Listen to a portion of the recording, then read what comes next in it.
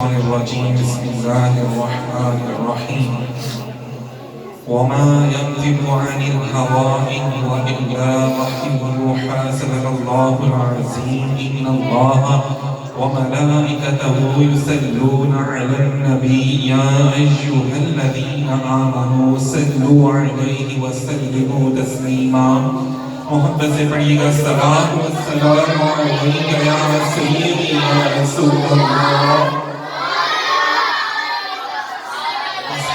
يا حبيب الله الصلاة والسلام عليك يا سيدي يا رسول الله وعلى آلك وأصحابك يا حبيب الله الصلاة والسلام عليك يا رحمة للعالمين وعلى آلك وأصحابك يا خاتم النبيين يا شفيع المذنبين يا راحة العاشقين یا مراد المشتاقین۔ سامعین محترم، جیسے کہ ماشاءاللہ سے ہم نے ایک بڑا پیارا سلسلہ شروع کیا ہے صحیح بخاری کا ایک سلسلہ ہے حدیث پاک کا ماشاءاللہ سے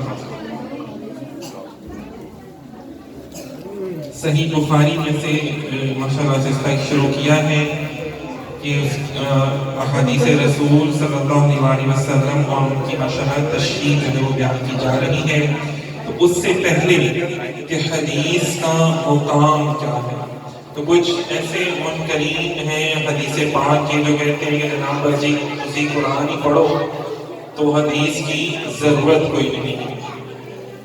تو پچھلے لیکچر میں ماشاءاللہ سے ہم نے رسول اللہ صلی اللہ علیہ وسلم کی شان بیان کی تھی کہ اللہ رب العزت نے ارشاد فرمایا تھا کہ اللہ کی اطاعت اور میرے محبوب کی اطاعت، اطیعوا اللہ واطیعوا الرسول، کہ اللہ کی اطاعت کے ساتھ حضور کی اطاعت کرنا لازم ہے، وہ آپ چھوڑ نہیں سکتے۔ تو آج ہم اسی سلسلے کو تھوڑا سا آگے لے کے چلیں گے، وحی کے بارے میں گفتگو ہوگی۔ جیسے میں نے آیت پڑھی وما ینطق عن الہوی ان هو الا وحی یوحی، میرے آقا علیہ السلام پر مطلب آپ جو بھی گفتگو فرماتے ہیں نا وہ وحی ہوتی ہے۔ تو صحابہ کرام نے عرض کیا یا رسول اللہ صلی اللہ علیہ وسلم آپ مزاح بھی فرماتے ہیں اور آپ کبھی جلال میں بھی ہوتے ہیں، تو کیا مزاح اور جلال جو ہے وہ بھی کیا اسے کہتے ہیں اللہ کی طرف سے؟ فرمایا بالکل، میرا مزاح کرنا بھی اللہ کی طرف سے ہے اور میرا جلال بھی اللہ کی طرف سے ہے۔ اب انشاءاللہ مختصر وقت میں کوشش کریں گے کہ ہم اس کو بیان کریں۔ اچھا جی، وحی کتنی قسم کی ہوتی ہے؟ وحی بیان کی گئی جو 3 قسم کی ہے کہ سب سے پہلے براہ راست بغیر کسی واسطے کی گفتگو کرنا۔ اللہ رب العزت نے حضرت موسیٰ علیہ السلام سے بغیر کسی واسطے کی گفتگو فرمائی، اس میں جبرائیل بھی شامل نہیں تھے، کوئی بھی شامل نہیں تھا، ڈائریکٹ اللہ تعالیٰ نے، اسی لیے ہم موسیٰ علیہ السلام کو کلیم اللہ کہتے ہیں کہ اللہ نے ان سے ڈائریکٹ کلام فرمایا۔ اب دوسری وحی کی قسم کیا ہے جو ہم سب کو معلوم ہے کہ اگر جبرائیل امین تشریف لاتے ہیں تمام انبیاء کرام کو اللہ تعالیٰ کا پیغام پہنچاتے ہیں، وہ وحی ہوتا ہے۔ اور نبی پاک صلی اللہ علیہ وسلم کا جو قرآن نازل ہوا وہ بھی اسی طرح نازل ہوا کہ حضرت جبرائیل امین آتے اور فرماتے ہیں یا رسول اللہ اللہ کا یہ فرمان ہے، یہ قرآن جو ہے وہ اللہ تعالیٰ نے نازل آپ پر فرمایا اور یہ آیات ہے۔ اب تیسری قسم، یہ تیسری قسم ہی وہ ہے جس کی روشنی میں نبی پاک صلی اللہ علیہ وسلم نے دین کے جتنے بھی امور ہیں وہ سب ہمیں بتائے، جتنے معاملات ہیں وہ سب جن کی تفصیل قرآن میں موجود نہیں۔ جیسے ہم نے پہلے بھی ڈسکس کیا تھا کہ حج کی تفصیل جو ہے وہ قرآن پاک میں موجود نہیں، روزہ رکھنے کی تفصیل جو ہے وہ قرآن پاک میں موجود نہیں، نماز ادا کرنے کی تفصیل جو ہے وہ قرآن پاک میں موجود نہیں۔ اسی طرح اور بھی بہت سارے معاملات ہیں جس کا انشاءاللہ بھی ہم کچھ معاملات کا ڈسکس اور بھی کریں گے، کہ صرف ایک محبت کے لیے کہ میرے نبی کی شان کیا ہے، میرے نبی کا علم کا جو لیول ہے وہ کتنا بڑا ہے، اور حضور صلی اللہ علیہ وسلم کے حدیث کے بغیر جو ہے نا وہ دین بالکل ہی نامکمل ہے۔ بعد میں آنے والے جتنے بھی علماء ہوئے ہیں نا سب نے جو تفاسیر لکھی ہیں وہ سب سے بہترین اس تفسیر کو کہا جاتا ہے وہ تفسیر ہے جو نبی پاک صلی اللہ علیہ وسلم نے بیان فرمائی۔ مطلب جو آیت نازل ہوئی اور اس کے بعد جو حضور صلی اللہ علیہ وسلم نے اس کی تفسیر فرمائی وہی مطلب اول آخر وہی تفسیر ہے اور وہی اعلیٰ و ارفع ہے، اس کے علاوہ اور کوئی بھی اعلیٰ و ارفع نہیں ہے۔ کوئی کہتا ہے تو وہ بالکل غلط کرتا ہے۔ اسی طرح جیسے ابھی پیچھے کسی بے وقوف نے یہ کہہ دیا تو نعوذ باللہ اپنے آپ کے نام کے ساتھ مفتی تو لکھوا لیتے ہیں، یہ نہیں پتہ چلتا جن کی کتابیں پڑھ کے آپ مسلمان ہو رہے ہو اور آپ ان کو کہہ رہے ہو کہ ان کو نہیں پتا، تو نعوذ باللہ گرامر کے حوالے سے غلطیاں نکال دیتے ہیں۔ تو سامعین محترم، گرامر جو ہے وہ قرآن کو دیکھ کے بنائی گئی ہے، گرامر کو دیکھ کر قرآن نہیں بنایا گیا۔ تو جتنے بھی ہیں مولا علی پاک نے گرامر کا آغاز فرمایا، جب صرف اور نام لکھی تو آپ نے قرآن کا جو اصول ہے وہ بنایا، یہ نہیں کہ جناب گرامر کے مطابق قرآن پاک کو ڈھالا جائے گا، نہیں، حالانکہ وہ بھی عربی جانتے تھے، لیکن فرمایا جو قرآن نے فرمایا وہ گرامر ہوگی، اسی طرح گرامر کے اصول بنیں گے۔ اب یہ جو وحی ہے، یہ جو بعد میں رسول اللہ صلی اللہ علیہ وسلم کے قلب اطہر پر جو الہام ہوا اور حضور علیہ السلام نے اس کو لوگوں کو بیان فرمایا، اسے کہتے ہیں وحی غیر مطلوب۔ مطلب ایک وحی مطلوب ہے جو اللہ تعالیٰ نے فرشتے کے ذریعے آپ کو پیغام دیا، اور ایک وہ جو اللہ تعالیٰ نے ڈائریکٹ آپ کے ساتھ گفتگو فرمائی۔ اب وہ اس کے رب کی شان ہے، اللہ تعالیٰ کی شان ہے کہ کیسے گفتگو فرمائی۔ اب اس کے دیکھیں سب لوگ کہتے ہیں کہ الہام نہیں ہو سکتا۔ اللہ رب العزت ارشاد فرماتے ہیں وَأَوْحَى رَبُّكَ إِلَى النَّحْلِ أَنِ اتَّخِذِي مِنَ الْجِبَالِ بُيُوتًا وَمِنَ الشَّجَرِ وَمِمَّا يَعْرِشُونَ، اور تیرے رب نے شہد کی مکھی کو الہام کیا۔ یہاں پہ لوگ کہہ رہے ہیں نبی کو الہام نہیں ہو سکتا۔ اللہ فرماتا ہے کون سی سورت میں؟ سورۃ نحل کی آیت نمبر 68 میں کہ تیرے رب نے شہد کی مکھی کو الہام کیا کہ پہاڑوں، درختوں اور ان جگہوں میں جہاں لوگ چھت بناتے ہیں اپنا گھر بنائے، شہد کی مکھی دیکھیں کہاں گھر بناتی ہے، تو یہ اللہ تعالیٰ اس کو الہام کرتا ہے۔ اسی طرح دیکھیں بلی کا جب پیٹ خراب ہوتا ہے تو وہ گھاس کھاتی ہے، بلی کو کس نے سکھایا، کس نے الہام کیا کہ گوشت کا کھانا ہے؟ اور وہ تو اسکول میں جا کے نہیں پڑھتی نا، بلی تو اسکول جا کے نہیں پڑھتی۔ اسی طرح جو ہے گائے بھینسے جو ہے وہ تو اسکول جا کے نہیں پڑھتے۔ اونٹ جو ہے اللہ تعالیٰ نے فرمایا ہم نے اونٹ میں بے شمار راز رکھے ہیں، اونٹ کی ٹانگیں اتنی لمبی بنا دی، اونٹ کے کوہان بنا دی، اونٹ کتنے دنوں تک اندازہ کریں بغیر پانی پیے بھی جو وہ گزارا کر سکتا ہے، اور ایک ٹائم میں کتنی لیٹر پانی پی لیتا ہے، کانٹے بھی کھا لیتا ہے کہ کانٹے بھی جب کھاتا ہے تو اس کے منہ کا جو لعاب ہوتا ہے اس کی تیزابیت ایسی ہے کہ وہ کانٹے بھی پگھل جاتے ہیں۔ تو اللہ تعالیٰ نے یہ جانوروں کو بھی الہام فرماتے ہیں۔ جب رسول اللہ صلی اللہ علیہ وسلم مبارک سور میں تشریف لے کر گئے تو مکڑی کو بھی الہام فرمایا سرکار نے، ادھر کبوتر کو بھی الہام فرمایا جا رہا ہے کہ بھئی جاؤ ادھر انڈے جا کے دے دو، اندازہ کیا مکڑی کو کہا جا رہا ہے کہ یہاں پہ فوراً سے پہلے جانا تھا دو، تاکہ لوگوں کو جب آئیں دشمن رسول جب آئیں تو پتہ چلے کہ یار یہ تو جالا بنا ہوا ہے، اس کا مطلب ہے کہ اندر جاتا تو جالا توڑ کے جاتا، یہاں پہ تو جالا بنا ہوا، جالا لمحوں میں بنا دیا گیا۔ تو یہ اللہ نے کس سے کلام کیا، کس کو الہام کیا؟ جانوروں کی بات ہو رہی ہے۔ یا جب جانوروں کو، جانور تو اشرف المخلوقات ہی نہیں ہے، اور اشرف المخلوقات تو انسان ہے، اور انسانوں میں اعلیٰ انبیاء اور انبیاء میں اعلیٰ و ارفع ذات میرے آقا کی ذات ہے۔ تو اگر جانوروں کو الہام ہو سکتا ہے تو پھر میرے آقا کریم علیہ الصلوۃ والسلام کی شان کا عالم کیا ہوگا؟ اب آپ اندازہ کریں قرآن پاک میں سورہ توبہ میں آیت نمبر 84 میں فرمایا وَلَا تُصَلِّ عَلَىٰ أَحَدٍ مِّنْهُمْ مَاتَ أَبَدًا، ان میں سے جو کوئی مرے آپ کبھی ان کی نماز جنازہ نہ پڑھیں۔ نہ وہ جو منافقین ہے نا، منافقوں کی بات ہو رہی ہے کہ حضور کو اللہ تعالیٰ فرما رہے ہیں، اس کا مطلب ہے اس سے پہلے نماز جنازہ پڑھنے کا حکم نہیں آیا تھا، لیکن سرکار نماز جنازہ پڑھ رہی ہے، اس کا مطلب ہے حضور کو پہلے الہام ہو چکا ہوا تھا کہ نماز جنازہ پڑھنی ہے اور کیسے پڑھنی ہے اور کیوں پڑھنی ہے۔ یہ کتنی بڑی بات ہے، کس وجہ سے پڑھنی ہے۔ اب یہاں پہ فرمایا جا رہا ہے نہ وہ آپ نماز جنازہ تو پڑھتے ہیں لیکن ان کی نہیں پڑھنی، جن کے دلوں میں آپ کی محبت بنی۔ اب یہ ذرا آج کے جو لوگ منکرین حدیث، ہم کو یہ سوچنا چاہیے کہ ہمیں تو حضور صلی اللہ علیہ وسلم نے حکم فرمایا کہ بھئی تم ان کے پاس ہی نہ جاؤ، اللہ کہہ رہا ہے کہ تم نے ان کے پاس نہیں جانا۔ آج کے لوگ کہتے ہیں یار نہیں یار نرم دل ہونا چاہیے، کوئی بات نہیں، وہ بے ادب اور گستاخ ہے تو کیا ہو گیا، آپ کو تو نرم دل ہونا چاہیے نا۔ اللہ سے بڑا کون نرم دل ہے؟ وہ تو رحمان اور رحیم ہے، اور اس کا محبوب رحمت للعالمین ہے۔ آپ جس رحمت کی سوچ بھی نہیں سکتے، میرے آقا اتنے رحمان اتنے رحیم ہیں، رؤوف الرحیم، لیکن عزیز علیہ ما عنتم کہ وہ اپنی امت کا تکلیف میں پڑنا حضور کو بڑا ہی گران گزرتا ہے، اور آپ تو اپنی امت کے لیے بالمؤمنین رؤوف الرحیم، نہایت مبالغہ رائی سے کہتے ہیں نہایت رحمان، نہایت مہربان، نہایت رحیم ہے۔ تو یہاں پہ دیکھیں کہ اللہ تعالیٰ کیا فرما رہے ہیں، محبوب جو آپ کے نہیں وہ میرے نہیں، جو آپ کے نہیں کوئی اور اگر ہمارے جنازہ پڑھا دے، آپ نہ پڑھائیں، آپ پڑھائیں گے تو مجھے ان کو بخشنا پڑے گا۔ کتنی بڑی بات ہے۔ تو نماز جنازہ کا حکم لکھے ہوئے انداز میں یا وحی کی صورت میں نازل نہیں ہوا تھا، یہ سرکار کی قلب اطہر پر نازل ہوا تھا، تو پھر نماز جنازہ پڑھائیں گے۔ اس سے معلوم ہوا کہ آیت کے نازل ہونے سے پہلے نماز جنازہ شروع ہو چکی ہے۔ اسی طرح جمعے کو خطبے کو لے لیجیے، جو ایک دینی عمل اور شرعی حکم ہے کہ یہ جو جمعے کے دن خطبہ دیا جاتا ہے، رسول اللہ صلی اللہ علیہ وسلم نے خطبہ دیا، اور اس کے بعد اندازہ کریں آج تک امت کے تمام علماء جب بھی جمعہ ہوتا ہے تو ماشاءاللہ سے وہ خطبہ دیتے ہیں، آپ نے دیکھا ہوگا نماز سے پہلے۔ تو اللہ رب العزت نے قرآن پاک میں ارشاد فرمایا سورہ جمعہ میں وَإِذَا رَأَوْا تِجَارَةً أَوْ لَهْوًا انفَضُّوا إِلَيْهَا وَتَرَكُوكَ قَائِمًا، جب یہ تجارت یا کھیل کو دیکھتے ہیں تو اس کی طرف دور پڑتے ہیں اور آپ کو تنہا چھوڑ دیتے ہیں۔ آج بھی لوگ ہیں نا، یار ویلے ہوں گے تو نماز پڑھ رہا ہوں گے، یار ابھی ٹائم نہیں ہے، یار وہی تو ٹائم ہوتا ہے سیل کا، وہی تو ٹائم ہوتا ہے کام کے عروج کا، کام کرنے کا، وہی تو ٹائم ہوتا ہے پڑھنے کی، کلاسیں ہو رہی ہوتی ہے تو اب نماز نہیں پڑھ سکتے، بزنس ہو رہا ہوتا ہے اب نماز نہیں پڑھ سکتے، یار کام میں ہوتے ہیں۔ تو اللہ تعالیٰ فرماتے ہیں جتنے یہ جو ہے، حالانکہ یہ باتیں ان کے فائدے کی ہیں، جو محبوب آپ خطبے کے دوران جو بیان فرماتے ہیں وہ سب ان کے فائدے کی ہیں اور ان کے بھلے کی ہیں، یہ عمل کریں گے تو ان کی زندگیاں بہتر ہو جائیں گی۔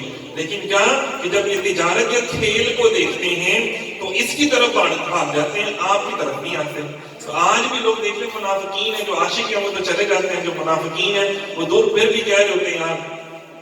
آپ دیکھ لیں نا کہ جمعے کی نماز میں ہمیں پتہ چلتا ہے ہمارے علاقے میں تعداد کتنی ہے لوگوں کی، عام تو لگ رہا ہوتا ہے یار اس علاقے میں اس مسجد کے قریب جو لوگ ہیں بہت ہی کم رہتے ہیں، لیکن اب جمعہ ہوتا ہے تو پتہ چلتا ہے کتنی تعداد ہے ماشاءاللہ۔ اور جب عید کی نماز ہوتی ہے تو یہ لگتا ہے پتہ نہیں آسمان سے سارے نازل ہو گئے ہیں، مسجد کھچا کھچ بھر جاتی ہے، باہر کی صفیں کھچا کھچ بھر جاتی ہیں، مطلب حیرت ہوتی ہے یار یہ لوگ کہاں سے آ گئے، یہ آدمی یہ لڑکے اتنے زیادہ آسمان سے نازل ہو گئے۔ تو پتہ ہوتا ہے کہ اس دن اللہ تعالیٰ نے شیطان کو جکڑا ہوتا ہے، تو شیطان جب جکڑ دیا جاتا ہے تو پھر سارے وہ نہیں نا روک سکتا، چل سوجا میں بات میں وہ تھپکیاں نہیں دیتا اس دن، تو اس دن اللہ تعالیٰ کی رحمت کا اتنا نزول ہوتا ہے۔ تو یہ دیکھیں کتنی بڑی بات ہے۔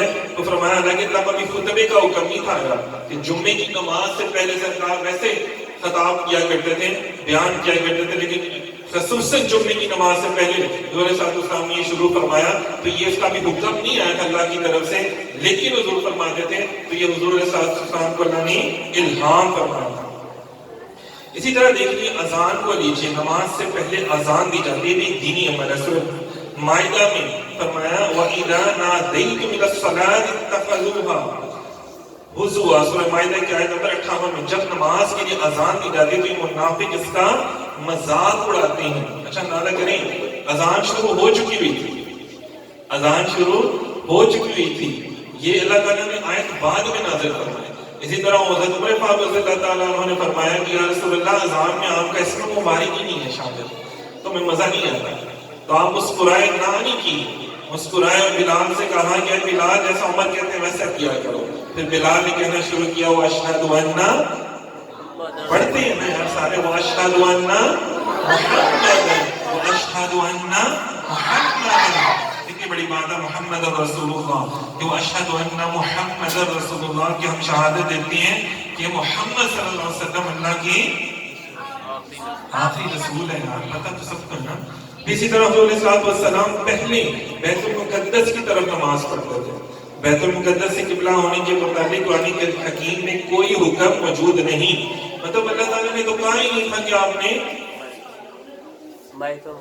نے بیت المقدس کی طرف منہ کر کے نماز پڑھنی، ایسا تو حضور کو اللہ نے فرمایا ہی نہیں تھا، لیکن حضور پڑھتے تھے۔ تو قرآن پاک میں ہے وَمَا جَعَلْنَا الْقِبْلَةَ الَّتِي كُنْتَ عَلَيْهَا إِلَّا لِنَعْلَمَ مَن يَتَّبِعُ الرَّسُولَ مِمَّن يَنقَلِبُ عَلَىٰ عَقِبَيْهِ، جس قبلے پر آپ نے اس کو ہم نے صرف اس لیے مقرر کیا تھا کہ رسول اللہ صلی اللہ علیہ وسلم کی اتباع کرنے والے اور اتباع سے منہ موڑنے والوں کے درمیان فرق ظاہر ہو جائے، فرق ظاہر ہوتے ہیں. کیسے کہ جو آپ سے محبت کرتے ہیں نماز کے دوران دیکھیں قبلہ چینج ہوا, تو جو آپ کے عاشق تھے بڑا امتحان تھا, کتنا بڑا امتحان تھا کہ آپ کے جو عاشق تھے غلام تھے انہوں نے فوراً وہ اس طرف موڑ لیا. جو منافقین تھے اور نہیں بس اللہ کی گل منو صرف ہی قرآن ہے باقی کچھ نہیں ہوگا, وہ سارے راندہ درگاہ ہو گئے. آج بھی جن لوگوں نے زیارت کی ہے مسجد قبلتین کی وہ دیکھتے ہیں کہ اس طرح قبلہ تھا اور اس طرح سے بالکل اپوزٹ سائڈ پہ حضور علیہ السلام نے بالکل ہی مطلب جیسے میں فرنٹ پہ دیکھ رہا ہوں اس کے بالکل اپوزٹ میرے بالکل پیچھے بالکل ہی سرکار. جب دیکھیں نا نماز میں صحابہ حضور کے پیچھے تھے, نہیں جب رخ انور پھیرا تو صحابہ آگے ہو گئے, حضور علیہ السلام ان کے پیچھے کھڑے ہیں. کتنی بڑی بات ہے. اور وہاں پر نماز مکمل بھی کی جا رہی ہے, توڑی بھی نہیں جا رہی, محبوب کی نماز بھی ادا ہو رہی ہے اور جو پیچھے ادا کر رہے ہیں ان کی نماز بھی ادا ہوئی قضا بھی نہیں ہوئی. یہ کتنی بڑی بات ہے. یہ کیا تھا؟ الہام تھا حضور کی طرف. محبوب آپ نماز رخ انور چینج کر کے بھی نماز اب قائم جاری رکھیں گے تو وہ جاری رہے گی, نماز ٹوٹے گی نہیں. کس نے حکم دیا دل میں؟ اللہ نے. اللہ تعالیٰ کی ذات ہے. اب کوئی کہہ نہیں سکتا اگر آج ہم ایسے کریں نماز کے دوران رخ ادھر ادھر کر لیں تو نماز ہی ٹوٹ جاتی ہماری. ہم تھوڑا سا ہنس لیں زیادہ ہمارا وضو بھی ٹوٹ گیا, نماز بھی ٹوٹ گئی. ہم کوئی ایسا عمل کریں جو دیکھنے میں لگے کہ یہ نماز نہیں پڑھ رہا حالانکہ میں نماز پڑھ رہا ہوں, یا کوئی ایک عمل میں 4-5 دفعہ زیادہ کر لیتا ہوں تو لوگوں کو لگے یعنی بابا ٹوپی صحیح کر رہا ہے, یہ نماز نہیں پڑھ رہی ویسے ہی کھڑا ہوا ہے, یا ایسے سے بٹا صحیح کر رہے کوئی اس طرح کر رہا ہے تو نماز ٹوٹ جاتی ہے. لیکن پورا ہی رخ انور پھیر لیا, سمت ہی چینج کر لی. تو محبوب مجھے تو قبلہ بھی وہ پسند ہے جو آپ کو پسند ہے, جو آپ کو نہیں پسند مجھے بھی وہ پسند نہیں. آپ کو خانہ کعبہ پسند ہے جو آپ کے جد الانبیاء ابراہیم علیہ السلام نے بنایا تو مجھے بھی وہی پسند ہے. تو جنگ احد کے موقع پر حضور صاحب اسلام نے مسلمانوں سے فرمایا اللہ تمہاری مدد کے لیے فرشتے بھیجے گا. بعد میں اللہ تعالیٰ نے حضور کے اس ارشاد کا ذکر قرآن میں اس طرح فرمایا وما جعلہ اللہ الا بشرا لکم. آل عمران میں 126 میں اللہ نے اس وعدے کو تمہارے لیے خوشخبری بنایا. اب یہ دیکھیں کہ یہ آیت بعد میں نازل ہو رہی ہے اور حضور پہلے فرما رہے ہیں کہ دیکھو اللہ تعالیٰ تمہارے لیے فرشتے بھیجے گا. حضور پہلے فرما رہے ہیں کہ جناب کیا اسے کہتے ہیں یہاں پہ فلاں بندہ ادھر مرے گا, فلاں ادھر مرے گا, فلاں ادھر مرے گا. حضور پہلے فرما رہے ہیں, آیت بعد میں نازل ہو رہی ہے, فرشتہ بعد میں آ رہا ہے. معلوم ہوا فرشتے کو وہ بھی معلوم نہیں کہ میرے آقا کو معلوم ہے. آج کے لوگ کیا کہہ سکتے ہیں, آج کے عالم آج کے مولوی کیا کہہ سکتے ہیں, بھائی فرشتوں تک کو معلوم نہیں ہے, وہ علم میں میرے آقا کے پاس معلوم ہے. تو اللہ تعالیٰ نے ڈائریکٹ بات کی. بڑی پیاری ایک بات ذکر کرتا چلا جاؤں, اقرأ بسم ربک الذی خلق. پڑھتے ہیں نا اقرأ, پڑھ اپنے رب کے نام سے. عاشق میں بڑی پیاری سن رہا تھا تو انہوں نے فرمایا کہ جبرائیل امین تشریف لے کر آئے غار ہیرا میں, وہی نازل ہوئی اقرأ پڑھ. تو میرا آقا خاموش رہے, پھر کہا پڑھ, پھر آقا خاموش رہے. جب تیسری دفعہ کہا نا اقرأ بسم ربک الذی خلق, یا رسول اللہ وہ پڑھے جو اللہ نے مجھے دے کر بھیجا. کہ سرکار سوچ رہے ہیں کہ بھئی وہ پڑھوں جو اللہ میرے درمیان میں ہے, وہ پڑھوں جو اللہ نے تجھے دے کر بھیجا. تو عرض کیا یا رسول اللہ وہ پڑھے جو اللہ نے مجھے دے کر بھیجا. اقرأ بسم ربک الذی خلق, کہ جہاں پہ جبرائیل کی پرواز کی حد ختم ہو جاتی اس سے بھی آگے میرے آقا تشریف لے کے جاتے ہیں. قاب قوسین ثم دنا فتدلی. کتنی بڑی بات ہے کہ دو ہاتھوں کے بھی قریب فاصلے سے اللہ کے محبوب نے اپنے رب کا دیدار فرمایا. اسی طرح بے شمار ایسی آیات ہیں, کہیں بھی قرآن پاک میں بیان فرمایا ہے کیا کہ الذین استجابوا للہ والرسول من بعد ما اصابهم القرح. سورہ آل عمران. جن افراد زخم کھانے کے بعد اللہ اور اس کے رسول کے حکم کو مانا, اب وہ افراد کون تھے کیسے ہمیں پتہ چلے گا؟ تو یہ بھی ہمیں احادیث سے پتہ چلے گا. اسی طرح اِنَّا فَتَحْنَا لَكَ فَتْحًا مُبِينًا, کہ اے رسول ہم نے آپ کو کھلی ہوئی فتح عطا فرمائی. اب یہ فتح کون سی تھی اور یہ فتح کیسے اور کب عطا ہوئی؟ اسی طرح بے شمار صلو کما رأیتمونی اصلی, جیسے میں نماز پڑھوں ایسے ہی تم نماز پڑھو. اب دیکھیں نا نماز کا جب حکم ہے اقیموا الصلاۃ, اللہ تعالیٰ نے تو یہاں پہ آیت ختم کر دی نا اقیموا الصلاۃ. اب یا رسول اللہ نماز کا حکم تو آگے ہم کیسے پڑھیں؟ اللہ تعالیٰ سے پوچھا مولا نماز کا آپ نے حکم دے دیا کیسے پڑھیں؟ فرمایا محبوب جس طرح آپ پڑھتے ہیں ویسے ہی پڑھیں. حضور تو وحی کے نازل ہونے سے پہلے بھی نمازیں ادا فرماتے تھے. حضور تو وحی کے نازل ہونے سے پہلے بھی غار ہرا میں جا کے عبادات فرماتے تھے، تو وہ کون سی عبادات تھی، وہ کون سے ذکر اذکار تھے؟ حضور علیہ السلام تو پہلے بھی قرآن نازل بعد میں ہو رہا ہے، سورہ نمل میں بسم اللہ الرحمن الرحیم آ رہی ہے تو قرآن تو نازل بعد میں ہو رہا ہے۔ حضور علیہ السلام تو بچپن سے بسم اللہ الرحمن الرحیم پڑھتے آ رہے ہیں، بچپن سے، اور قرآن نازل ہو رہا ہے 40 سال کی عمر کے بعد، اور حضور پہلے بسم اللہ الرحمن الرحیم پڑھ رہے ہیں، تو یہ کیسے کیسے نازل ہوا؟ اچھا، اسی طرح اور بے شمار احادیث ہیں، لیکن وقت کے حوالے سے ہم اس کو تھوڑا سا اور مختصر کرتے ہیں۔ بڑی بڑی پیاری آیات ہیں، ہر آیت میں دیکھیں بڑی بڑی پیاری بات ہے۔ اب یہ دیکھیں ہر آیت نزول پر نازل ہو رہی ہے۔ اب قرآن پاک میں اس کا شان نزول کہیں نہیں لکھا، تو شان نزول ہمیں کہاں سے پتہ چلے گا؟ کتنی بڑی بات ہے۔ حضرت علی کرم اللہ وجہ فرماتے ہیں کہ مجھے ہر آیت کا شان نزول یاد ہے۔ تو جب حضرت علی کو یاد ہے شان نزول، تو پھر نبی پاک صلی اللہ علیہ وسلم جن پر نازل ہوا ان کی شان کا عالم کیا ہوگا؟ تو حضرت علی کرم اللہ وجہ کو شان نزول بتایا کس نے؟ خود رسول اللہ صلی اللہ علیہ وآلہ وسلم نے۔ اچھا، آپ اندازہ کریں خود صحابہ کرام کی شان کیا تھی۔ پھر کچھ لوگ یہ دعویٰ کرتے ہیں کہ یار اس دور میں کتابیں لکھی تو نہیں گئی نا حدیث، اس دور میں تو صرف قرآن لکھا گیا، حدیث نہیں لکھی گئی۔ تو یہاں پہ دیکھیں کہ خود رسول اللہ صلی اللہ علیہ وسلم، بے شمار میرے سامنے اس ٹائم احادیث موجود ہیں کہ جس میں خود رسول اللہ صلی اللہ علیہ وسلم نے صحابہ کرام کو باقاعدہ، حضرت معاذ بن جبل رضی اللہ تعالیٰ عنہ کو، مولا علی شیر خدا رضی اللہ تعالیٰ عنہ، حضرت ابو موسیٰ اشعری رضی اللہ تعالیٰ عنہ، حضرت کتنے صحابہ کے نام ماشاءاللہ سے یہاں پہ موجود ہیں، حضرت صدیق اکبر رضی اللہ تعالیٰ عنہ کا نام، مولا علی شیر خدا، کہ حضور صلی اللہ علیہ وسلم نے کتنے صحابہ کرام کو کسی کو طلاق کے مسئلے لکھوائے اور بھیجے دوسرے قبیلوں کے پاس۔ کسی نے میراث کا مسئلہ پوچھا، آپ نے تمام میراث کے جو مسئلے مسائل تھے وہ لکھوائے اور بھیجے۔ حضور صلی اللہ علیہ وسلم نے زکوٰۃ کے والے سے سارے مسئلے لکھوا دیے تھے، لیکن وہ بھیجنا باقی تھا، لوگوں میں بانٹنا باقی تھا، نہیں بانٹ سکے، مطلب وصال مبارک ہو گئے تو اس کے بعد وہ مسئلے مسائل سے پھر حضرت ابوبکر صدیق رضی اللہ تعالیٰ عنہ انہوں نے رائج کیے وہ مسئلے مسائل، باقاعدہ زکوٰۃ کا جو نظام تھا۔ اس طرح بے شمار ایسی احادیث ہیں جو رسول اللہ صلی اللہ علیہ وسلم نے خود لکھوائی صحابہ کرام کو، اور حضور صلی اللہ علیہ وسلم بیان فرماتے ہیں کہ بھی آپ لوگ آپس میں بیٹھ کے اس کو یاد کیا کرو، جیسے قرآن یاد کرتے ہو نا، قرآن کی آیات یاد کرتے ہو، ویسے یاد کیا کرو۔ صحابہ کرام کیا کرتے تھے؟ سارا دن جو حضور سے احادیث سنتے تھے، فرمایا جو 40 احادیث یاد کر لیتا ہے نا، حضور صلی اللہ علیہ وسلم نے فرمایا کہ میری شفاعت اس پر لازم ہے۔ تو ایسے صحابہ جن کو کتنی کتنی ہزاروں احادیث یاد ہے، تو رہتے ہی ان کی بارگاہ میں ہیں۔ اور ایک اور بڑی احتیاط کی بات ہے کہ دیکھیں کہ ہمارے میں سے لوگ کیا کرتے ہیں کہ کچھ بھی بات بول دیتے ہیں بغیر تحقیق کے، اور کہہ دیتے ہیں کہ یار یہ حدیث پاک ہے، ہم نے تو ایسے پڑھا۔ آپ کو پتہ ہے سیدنا ابوبکر صدیق رضی اللہ تعالیٰ عنہ جو نبوت کے اعلان سے لے کے وصال تک